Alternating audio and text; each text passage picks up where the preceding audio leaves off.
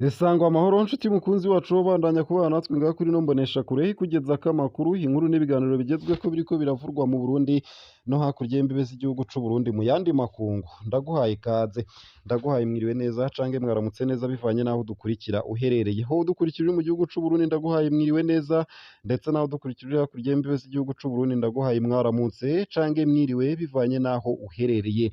Turi ku munsi wa gatatu w'igenekerezo rya 28 z'ukwezi kwa gatandatu, umwaka ni 2023.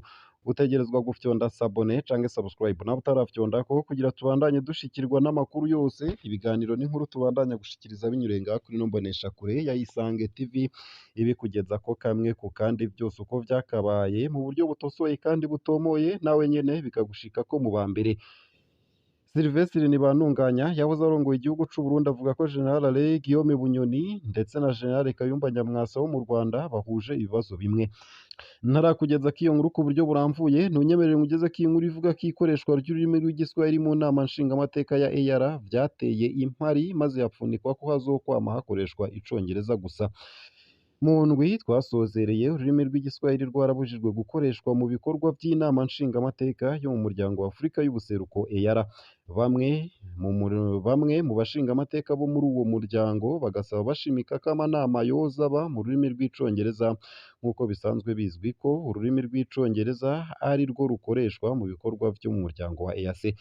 Inyuma yaho umushingamateka wo mu gihugu ca Congo Dorothée Masirika Nganza yarahejeje guhoza abanya-Uganda bose ku gitero c'umurwi w'abihevye giheruka kwica abanyeshuri batari bake, maze agaca asaba ko yokoresha ururimi rw'igiswahili, vyahavuye bituma bitera akajagari n'impari ndetse binacanishamwo yewe imirwi ibiri y'abo bashingamateka ba EAR, kuko umurwi munini w'abo bashingamateka wahavuye usaba ko yokoresha ururimi rw'icongereza nk'uko rusanzwe rwemewe nk'ururimi rukoreshwa mu bikorwa vy'umuryango wa EAC. Twobamenyesha ko iyo nama nshingamateka ya EAR igizwe n'abashingamateka 63 bakomoka mu bihugu vy'u Burundi, u Rwanda, Kenya, Tanzania, Uganda, Sudani y'Epfo na Repubulika Iharanira Rusangi ya Kongo. Nayo mbandanije na ya nkuru nari nkugejeko mu ntango z'ano makuru nuko Sylvestre Ntibantunganya avuga ko General Alain Guillaume Bunyoni na General Kayumba Nyamwasa wo mu gihugu c'u Rwanda bahuje ibibazo bimwe. Uwahoze ari umukuru w'igihugu c'u Burundi Sylvestre Ntibantunganya mu kiganiro aheruka guha ikinyamakuru Primo Media Rwanda hasigura ko itabwa muri yombi rya General Alain Guillaume Bunyoni hari ibisanzwe. Akavuga kandi ko no mu gihugu c'u Rwanda habaye inkuru isa nk'iyo igihe uwari mu ntwazangabo zo hejuru mu gisirikare c'u Rwanda ariwe General Kayumba Nyamwasa yahunga igihe yariko ahirwa kugira apfungwe. Ntibantunganya akaba yaragize ati aho ntimutangare, mu buzima bwa politike ni ibintu bisanzwe. Mu Rwanda Kayumba Nyamwasa ari hehe? Ndamuzi ahangaha yazananye n'umukuru w'igihugu ahagarariye igisirikare c'u Rwanda. Ni ukuvuga ko yari umuntu yari hafi y'umukuru w'igihugu. Ubu ari hehe? Sylvestre Ntibantunganya yavuze kandi ko mu buzima bwa politiki hariho igihe kigera abantu ntibumvikane. Kuri Bunyoni ngo ashobora kuba hazira kuba hatakoresheje neza ubutunzi bw'igihugu canke akaba yashaka gukura ku butegetsi Perezida Evaristo Ndayishimiye. Kayumba Nyamwasa yahunze igihugu afise ipete rya Lieutenant General maze yakwa abamugendanira bivuye ku rwego rw'ubutungane rwa gisirikare, aho rwamuciriye gupfungwa imyaka 24 atahari, hari mu mwaka w'2011. Akaba yaragirijwe ivyaha vyo gushiraho umuhari w'iterabwoba, gutoroka igisirikare hamwe no kubiba amacakubiri mu gihugu. Ubu Nyamwasa akaba ari mu buhungiro. Nayo mu bindi kandi mu Burundi abantu bangana n'ibice 55% bafise ibimenyetso vyo gufungura nabi ufatiye ku myaka n'igihagararo baba bafise.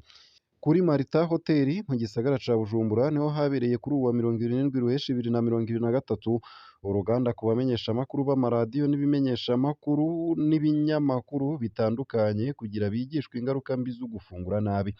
Mw'ijambo ryiwe umushikiranganji Leocadia Ndacayisaba mu vyajejwe harimwo ugutumatumanako amakuru ngo iruhande y'ivyo leta imaze gukora mu bijanye no kugwanya ingwara ziterwa no gufungura nabi, uruhara rw'abamenyeshamakuru n'intangere kugira mu biganiro bashikiriza baze barahimiriza abantu gufungura neza.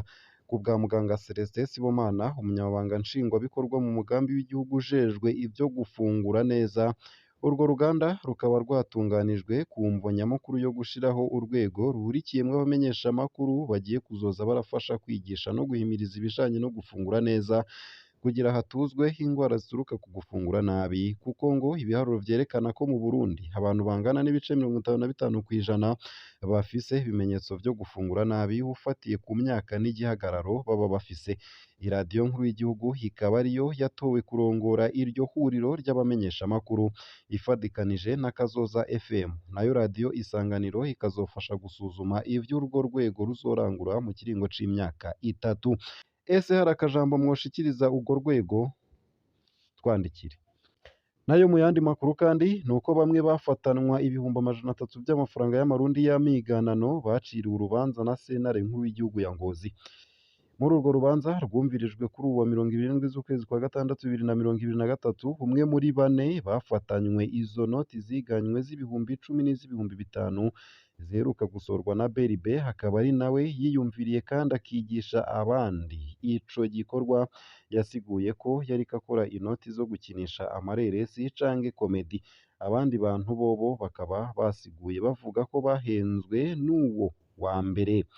Sentare nkuru y'igihugu ya Ngozi ikaba itanyuzwe n'izo nsiguro ica ifata ingingo yo gupfunga wazanye umugambi ikiringo c'imyaka 15.